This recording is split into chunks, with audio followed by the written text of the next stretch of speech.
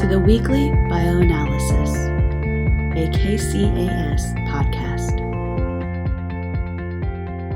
Hello and welcome to our podcast. I'm John Perkins, Senior Scientific Advisor at KCAS with a focus on LC-MS technologies. I've been in the bioanalytical business for about 25 years and I'm here with Dominic Guarino. Hi, my name is Dominic Guarino and I'm the Senior Scientific Advisor for all things related to ligand binding assays and flow cytometry. I've been with KCS for about 7 years now, been in the CRO space for close to 15, been in the immunology, gene therapy space for about 25 plus years. Today's podcast, as always, is brought to you by KCAS, Kansas City Analytical Services. KCAS is a bioanalytical laboratory located in Kansas City, Kansas, serving the pharmaceutical and biotech industries for over 40 years. Dom and I are senior scientific advisors at KCAS, as we've previously mentioned, and either or both of us are available to answer any questions you may have regarding this podcast or any of KCAS services. We're thrilled to have you listening. Things have changed a lot with COVID-19, and the reality is that we can't be face-to-face like we've been in the past with customers and future clients and just colleagues in the bioanalytical business. Even today, Dominic and I are in completely different places. I'm in the upstate New York office of Kansas City Analytical, and Dom is several thousand kilometers away from me. Our producers are in different places too, so we're scattered around trying to come together to give our thought on COVID-19 and bioanalysis and dealing with what is currently our new normal. This podcast is something we've considered for a while. We've always been too busy doing other things, but with strange times and adapting to different business practices, this felt like the right time to start it. And so what we're going to do is use this as a chance for us to connect with you all weekly in a way that we can't do it any other way. We hope it's a chance for you to get to know us and even more a chance to get to know KCS and our colleagues there. Each week you can expect friendly chat and banter from the pair of us, a focus on latest news and resources, and then a focus on a topic of our choosing, or if we get feedback from any of you, we're happy to discuss something that you think would be worth us covering. We're always looking for a word or response from our listeners, and we're going to give our response to anything that you want us to consider. Then we'll have a wrap up and teaser for next week, letting you know what's coming in the future. And just to emphasize, we're really grateful to have you here, and we're looking forward to having you back each week. Just to get things going, Dom is going to go over the agenda for today. Well, hello, everybody. Very excited to be here for our inaugural podcast. Today's agenda, we're going to be tackling how life has changed with COVID-19 and what the heck just happened, right? So really one of the main areas of focus will be how we're doing business today during this pandemic. We'll sort of drill down into the impact it's having on clinical trials, as well as any impact it might be having on supply chains, which is a critical piece to our organization. So if we can get started with our news and resources, one of the major things that's being discussed out there is chloroquine and hydroxychloroquine. It's one of those things that have bypassed a whole bunch of clinical trials and now is being expedited. John, what do you think of this?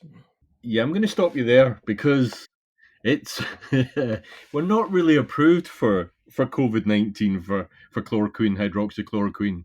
I mean, these are valuable medicines that prove their worth against malaria and more recently for lupus patients. But what we're seeing is this how we've had a strange reaction to a small trial in France that showed that the drug, I'm not sure if it was chloroquine or hydroxychloroquine, was successful in patients. But when the data was assessed by other people, there were some patients were excluded, and actually the journal that it was submitted to said it didn't meet their criteria. But for whatever reason, that study caught the attention of fairly prominent people who have really started talking about how hydroxychloroquine is our magic bullet to address the infection. And I hope it is, but frankly, the studies we've seen so far aren't sufficiently, they don't have sufficient power to really say that it's proven itself. It concerns me to see this move forward so quickly, where the FDA has said, we approve it for doctors to use it off label. And it's running counter to what we're used to. I mean, our business is aligned around a long development process where we prove the safety and efficacy of drugs. And obviously, these drugs have been proven safe and efficacious for other indications, but not for COVID-19. And to see the process that we rely on to ensure that our drugs are safe for patients to be sidestepped, like I say, causes me some concern. And I wish we'd shown a little bit more restraint for this compound. Yeah, absolutely. Certainly, there's been several individuals pushing back on this, and maybe justifiably, considering it usually is a much longer path and a much more rigorous path to get approval. However, I can somewhat understand in these times to have some compassionate use of it. John, is there a difference between chloroquine and hydroxychloroquine? Is because that seems to be something where people who are on the chloroquine are having more side effects. Do you know anything about that? I'm not clinically. I don't have the clinical knowledge to really say, I'm afraid. I wish I did. I mean, yeah, certainly, there's certainly a lot of concerns with subsequent studies. Again, a lot of which haven't really been big studies, but we had there was a study in Brazil that was halted because of heart or cardiac side effects. So it's definitely a concern when you see something like this being rushed at different doses from what it's administered for other conditions, but rushed through to patients. And we all want a cure to this condition. It's just is chloroquine and hydroxychloroquine, are these the right compounds, or really it'd be better to spend a little bit more time ensuring that we get the right drugs to patients. Certainly a point of contention, and one that won't go away anytime soon, considering we've mass manufactured several millions of these pills and they're flying off the shelves. And I think you made a good point about dosage and usage. It's somewhat of a to be continued, but for the most part, what I'm seeing is it's really not effective and something that should be perhaps tempered in terms of expectation. So we'll move along. We got a couple more items in our news and resources. One is WHO funding in question, another hot topic, one where there is a lot of controversy about funding of WHO. Me personally, always want to see more funding in the world out there, but certainly want to see it in good use. John, any thoughts on WHO funding and appropriations of it? And Well, this is one of those things you don't give a lot of thought to until something like talking about funding being withdrawn gives you a little bit more time to actually to chase up on it. I've seen a number of commentators talk about, they definitely recommend additional scrutiny of how WHO has acted in the past, and there has been concern over alignment with China and things like that. But ultimately, the World Health Organization is looking at a lot of different conditions. It isn't just about COVID-19 for them. And I also read somewhere else that if WHO funding gets cut, then that could impact the ability to keep polio under control in sub-Saharan Africa. Well, I mean, we're in a position where we've eradicated polio in the developed world, and if you're actually talking by removing funding from a body, and the actual sum, 500 million, isn't really a large part of our budget. But if we are talking by removing that funding, we're risking something like polio coming back, then it's the wrong thing to do.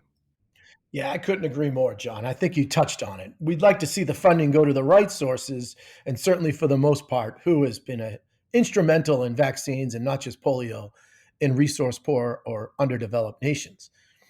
So the last item in our news is there's been a lot of talk around antibody testing, and Dr. Fauci got up and tried to discuss it, and I think it created a swirl of controversy. About 7 days ago, he said he'd like to see antibody testing for everybody moving forward. But I think what people aren't hearing is it's not necessarily testing for infection. So I think that's where there's a lot of misconceptions about what's being said. So an antibody testing would just indicate, obviously, that you've had some sort of COVID and potentially you're protected. infection is a true test to see that you have an active infection. So we just wanted to touch upon that slightly. But for now, we're going to move on to the main portion of our podcast. How has this pandemic changed the way we are doing business? I don't know about you, John, but man, has my life been turned upside down lately. I was quite enjoying racking up the air miles and thinking it's going to make my life much easier for getting upgraded on all these flights. It makes a lot of difference, actually. A large part of our job is being able to talk to customers, and there's no substitute for talking to people face to face. Obviously, we can't do that, and so now we're getting used to a lot more online approaches and being and talking to people that way. But it really it's a poor substitute for being able to talk to people directly. But ultimately, that we just have to do that. We've got no choice, and it's a case of figuring out what tools can we use to counter that and communicate with people as effectively as possible. Yeah, I think sort of what's happened, I agree totally. I would have thought when this was happening, there might have been a slowdown or at least some time for me to perhaps write a book chapter or do something sort of more academic. But the reality is everybody's home now. So if I find myself just with phone calls lasting from 9 a.m. straight up until 3 or 4 p.m. And it's just like, wow, I thought it'd be somewhat of a slowdown. I'm kind of like you, looking forward to maybe getting back on the road and having some face to faces. But all kidding aside, it is really having some dramatic changes on businesses. We know that KCS as an organization has done many things to help allow us to stay at or near capacity. You know, we're going to a second shift, but we're doing a massive amount of things, including using an electro spray a Clorox electro spray to get better coverage. We've moved our vestibule outside. These are all things that, you know, is that just going to go away magically in a couple weeks? Or what do you think there, John? I'm kind of still somewhat unsure of how we're all going to function in another, say, 5-6 weeks. I think I tend to agree with what I've seen out there is that we're not really going to get anything close to normal until we have a vaccine that we can rely on.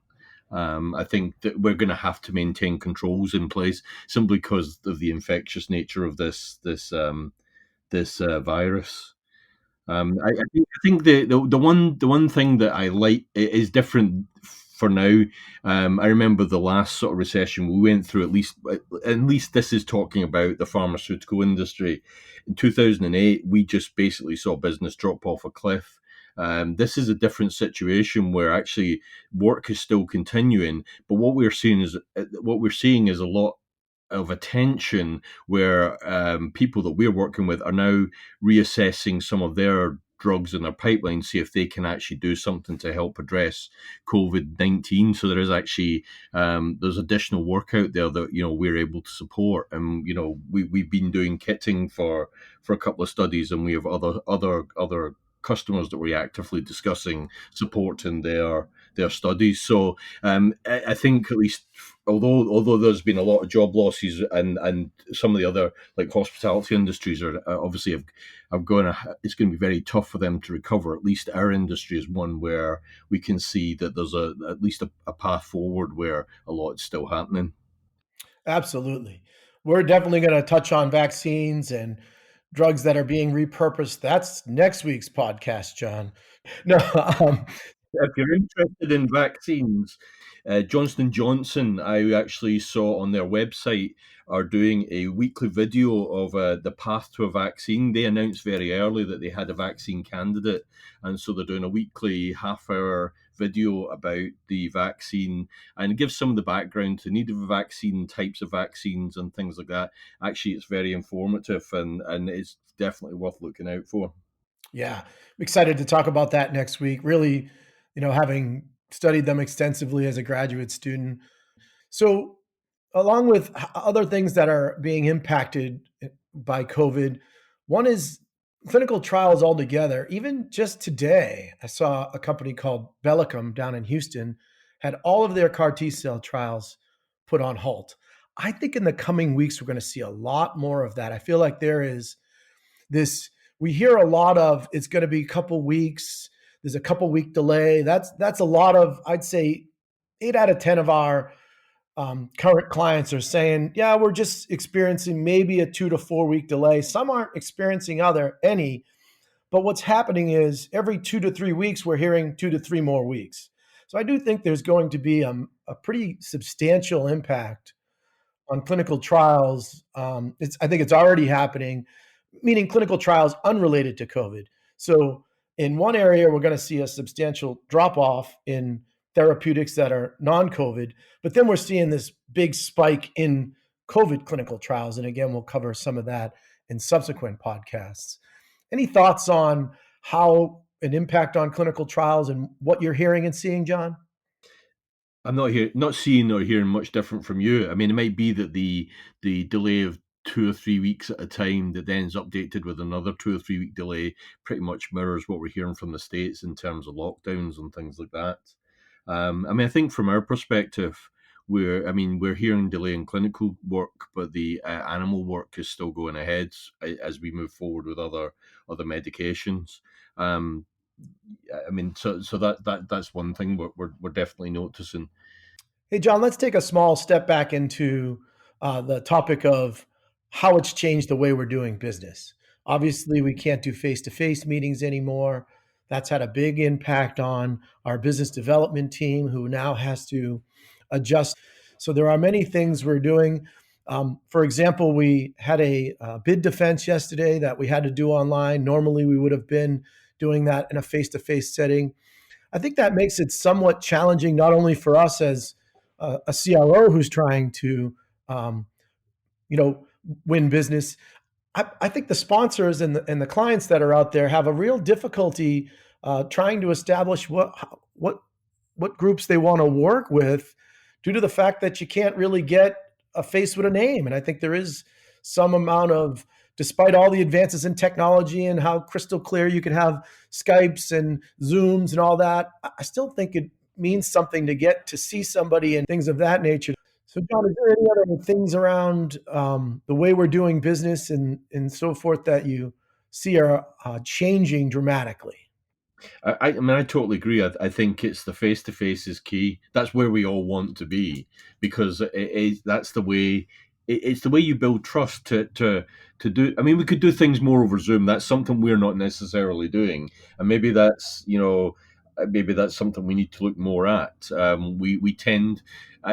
My wife works in the hospitality industry, and they do everything by Zoom. I think as scientists, we're a bit more reticent, and so we're quite happy to sit behind a microphone, but no one's seeing your face. I think we have to get over that hurdle so people can see you, so you can have you can, have as close a facsimile to a personal contact as you can.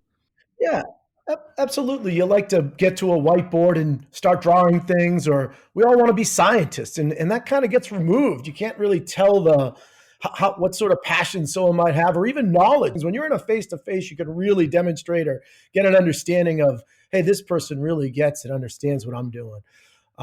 You touched on, family wise now, working from home with everybody home. A lot of people are struggling with that. You see pictures of kids in the background in Spider-Man costumes, or, I was on a call with our AAPS focus group. This is for the PK analysis, and there's someone in the background, the dogs barking, the leaf blowers going. I think those are all things we're just going to have to get used to in this environment.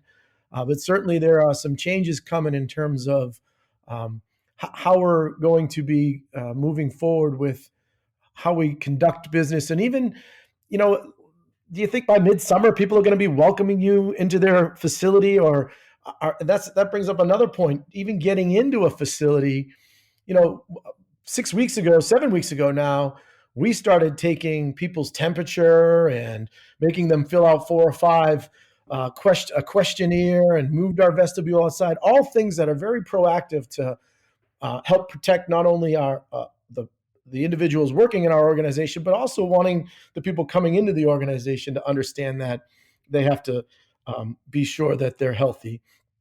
Yeah, I think some of it some of it might be worth, you look at other countries, what they've done. I was actually looking at a post on Twitter this morning by David Chang of Momofuku.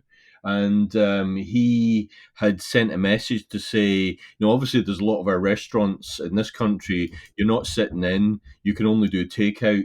But he was actually asking the question of South Korea, Hong Kong, Singapore, what do your restaurants look like now? In terms of how you've actually successfully kept this virus under control, and what do your hospitality businesses look like now in terms of table space and things like that, and protective equipment, and so that he can then learn from that for when this country turns the corner, he can start thinking about opening up business. That's maybe where we maybe need to be looking too, and see what other people are doing, and learn from their examples. Absolutely. I can't envision some of the crowded restaurants and going back towards, eating shoulder to shoulder with people, but obviously there's some major economical impacts on saying to someone you got to have 6 feet of space between each table. So it's a little bit of a catch-22, and certainly something that will continue to evolve through time. One other thing that really has impacted certainly the way we're doing business is, QA audits. We have several clients that now want to work with us, but they feel like they had, normally they just send a QA auditor and come see the facility. So obviously we've evolved, and we now have a virtual QA tour that we've given. And you can do a lot of QA audits through portals and things like that. But again, there's still that, everything seems to be expedited in terms of building a relationship if you can go and kick the tires on something. But we now do have, we have given our clients the ability to come and virtually tour our laboratory, which is a fantastic thing. And hats off to our marketing team, and hats off to the people producing this who are the same people. So John, what about things like that in terms of auditing facilities, or even things that require more, traditional visits that go by the wayside? I think that virtual tour is an excellent way to go. I know for QA audits you can do a lot in terms of upfront document screening and things like that. But ultimately, for us, we want people to see our facility, and for customers, they want to see the facility. I think is always a huge part of selling the place. It's not just the expertise that you're likely to be working with. You want to see the facility. You want to see the equipment, the state of the equipment, the preventative maintenance programs, things like that. But if you can't get to the facility, then really this virtual tour is the next best thing we can do. And I have at least one contact that I'm currently talking to that we hope to collaborate with in the future. And I think we don't know when we're really going to have that face-to-face meeting. So I'll send a copy of the virtual tour so they can see what we have to offer for when they talk to other customers. So I think it's a great tool. Yeah, certainly one that, I don't know if it'll be something that will replace a face-to-face QA audit. Most notably, the chain of custody of a sample is something that auditors really focus in on, and that's something that's somewhat lacking if you're not able to sit there and ask questions about how it all works in your facility. So, any other thoughts on how we're changing business? We might have to follow up videos that go into more detail for something like that. Beyond the tour, we actually go into intimate detail on specifics of part of the process. I mean, it might be things like instrument calibration or whatever, but there'd be maybe things like that. We have to have more a library of videos that we can then share with customers. Absolutely. Well, I mean, most auditors are looking, they're pulling reagents off the shelf, looking for expiration dates. They're looking, they're really taking, like you mentioned, instrument calibration. They're grabbing those books and so forth and flipping through them, making sure all the T's are crossed and the I's are dotted. That is not able to be done by an audit. But again, in these types of times, a virtual audit is really a good replacement. So maybe we'll switch gears to the supply chain. So for me, what I'm seeing is, for the most part, everything is status quo. Maybe a little bit of delay, maybe a 3 to 5 day max delay on items that we would buy from standard vendors. The one area we are seeing a more significant delay is in our flow cytometry reagents, because those reagents are being used by hospitals. A lot of hospitals use flow cytometry testing. So they're getting a priority. And so we are getting somewhat of a delay around acquiring some of the CD markers that we normally use for flow cytometry. Nothing too extensive, but certainly the vendors and suppliers of them have noted that, hey, hospitals are getting priority, which means that normally something that would take 3 to 5 days is taking maybe 7 to 8 days. Yeah, I see. I'm not aware of that because I'm a small molecule person, so it doesn't affect me too much. I'm glad to say. However, what we're seeing, I mean, there is the issue that with, I mean, obviously we've got all non-lab based staff off site, but a lot of our customers are in the same position. So even if you've signed the contract to move forward with a study, they can't necessarily get supplies to you. We've had the instance where, because companies are closed, or they're very limited in terms of people who can go on site. We've signed with ready to go ahead with work, but we can't get samples shipped because there's no one on site to do it. So we are seeing delays in that kind of thing. I think in terms of our supply chain, in terms of helping us move forward with projects on the terms of development and validation, we're in good shape. In terms of the actual kit we need for extractions, etc., again, because we've got established relationships with vendors, we're generally in good shape. It's actually more the stuff at the customer end that we can't control. That's where we're seeing issues. Yeah, and one other item that popped into my mind was, Matrix, where we thought that there'd be a major reduction in the ability to procure, human plasma or serum. So we went ahead and bought like a 6 or 8 month supply, so we have it. But I haven't heard that that's really precipitously dropped off. But that's something that we'll certainly keep an eye on. That was one of our biggest fears, is just getting like normal donor matrix. And like I said, we went ahead and stockpiled it. Yeah, I hope, and I think that's the right thing to do. Hope we're prepared then, if in case there is an issue longer term. Hopefully it doesn't happen. And surprisingly, I thought there would be perhaps more issues with just supply chains in general, and it doesn't have to be specific to the drug development.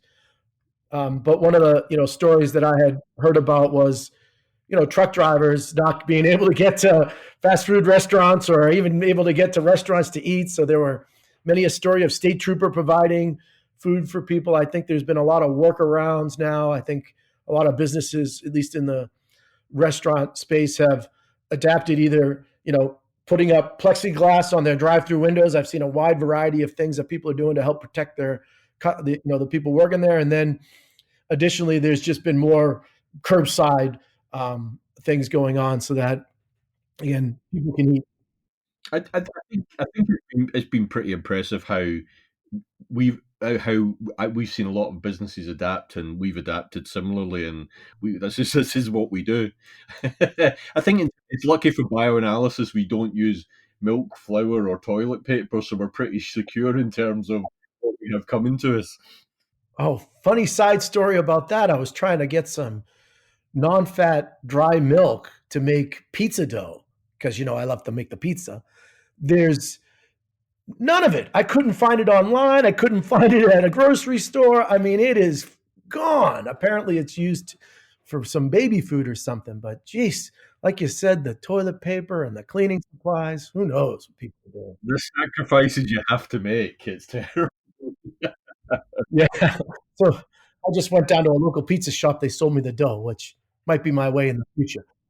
Yeah, that's what the restaurant in our village is doing, where you can't have anyone sit in anymore, and now they sell pizza kits for people to have as takeout. So it's the dough and the toppings, and you prepare it at home. Again, it's great. No, I just need the dough. I got all the rest of it myself. I even like to make it. So Any other last thoughts on supply chains, even clinical trials, or the pandemic? I think we've said a lot. I think we're obviously in common with everyone else. We're watching closely what's going on. I'm checking out many news sources for us in bioanalysis or in the pharmaceutical industry. There's very good industry newsletters that you can refer to and find out what's going on. I think it's important to keep informed and stay on top of it. And no doubt we'll have plenty to talk about in a week's time when we get back together again on this podcast. What we're going to be discussing next week will certainly focus more on COVID itself, and we'll drill down on what drugs are being repurposed. And man, there are many, as well as the vaccines. We talked a little bit about vaccines. I think people have to temper their expectations about vaccines. It's not something that can just be done in 6 months to a year. I mean, the immunology behind it is massive. The efficacy and even just the safety of it is something that requires, typically a 5 to 10 year. I mean, the human papilloma virus, the human papilloma vaccine, Gardasil and others for protecting HPV, for instance. I mean, that took 12, 15 years before it officially got mainstreamed. And now we're trying to, truncate that into 6 months. And that gives me some pause. We'll certainly drill deeper into that. We'll talk about what companies are really getting into the space and who some of the front runners are. Again, what type of drugs are being engineered, and there's some novel ones out there. And then for the most part, there are a lot of drugs being repurposed. And to drill down even a little further, you've got a couple different categories. You've got vaccines and what I'll call proactive drugs. And then you've got a number of drugs that are trying to treat patients that are either in different states of infection. And we'll talk a little bit more about that. Yep, I look forward to it. Likewise, John, I'm looking forward to further discussions next week. We'd happily take any questions or comments that you have regarding today's podcast. There are many scientists at KCAS, so you're not just limited to John and I. We would certainly welcome any interaction or engagement regarding not just COVID, but drug development process or even how to make pizza.